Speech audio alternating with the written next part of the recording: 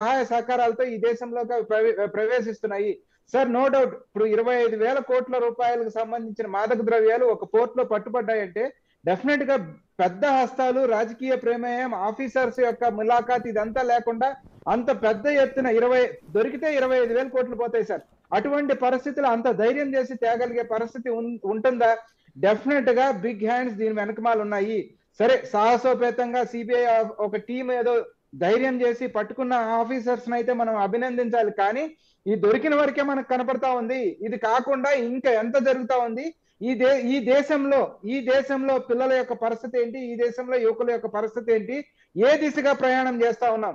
Sir మనం గమనిస్తే ఏదైనా సరే ఈ గత 10 సంవత్సరాలుగా గమనించుకుంటే ఎంత పెద్ద స్కామ్ అయినా లేకపోతే ఎంత పెద్ద విషయమైనా ఈడీనో సిబిఐ రైడ్స్ చేయడం, ఆ ఈడీ సిబిఐ రైడ్స్ చేసిన సంస్థల దగ్గర నుంచి ఎలక్టరల్ బాండ్స్ రూపాయనో లేకపోతే ఇండైరెక్ట్ ఫండింగ్ రూపాయనో అధికార పార్టీ దాన్ని తీసుకోవడం, వారి మొత్తాన్ని మళ్ళీ యథావిధిగా వదిలేయడం జరుగుతా ఉంది. సో ఈ డ్రగ్స్ విషయంలో కూడా అదే పనిగా జరుగుతా ఉందా లేదా అనేది కూడా మనం ఇక్కడ ఆలోచించాల్సిన విషయం.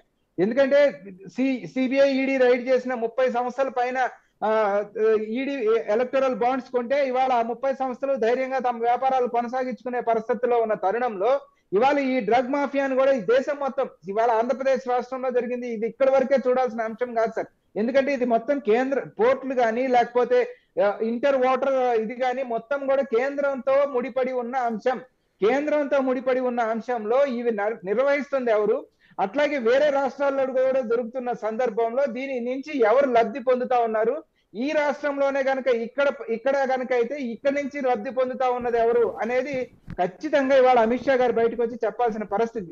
వేలు సరాసరి ఎక్కడికి వెళ్తా ఉంది? బీజేపీ అధ్యక్షురాల పైకి వేలు వెళ్తా ఉన్న తరుణంలో ముందు కాంగ్రెస్ పార్టీగా మేము డిమాండ్ చేస్తా ఉన్నాం. ఎందుకంటే సరే ప్రాంతీయ పార్టీల పరిస్థితి వదిలిపెట్టండి, జాతీయ పార్టీకి సంబంధించిన ఈ రాష్ట్రంలో అధ్యక్షురాలుగా ఉన్న పురంధరేశ్వరి గారు తక్షణం రాజీనామా చేసి ఎంక్వైరీకి సహకరించాల్సిన బాధ్యత అయితే ఆమె సత్యత నిరూపించుకోవాల్సిన బాధ్యత ఖచ్చితంగా ఆమె పైన ఉంది. కాబట్టి ఇమీడియట్ గా ఆవిడ బీజేపీ అధ్యక్షురాలు పదవికి రాజీనామా చేయాలి.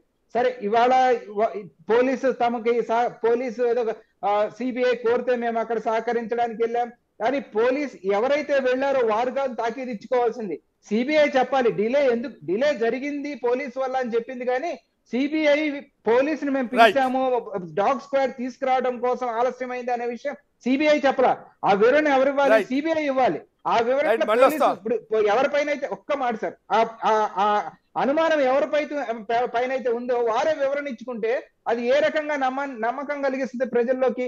So there is a big conspiracy behind this.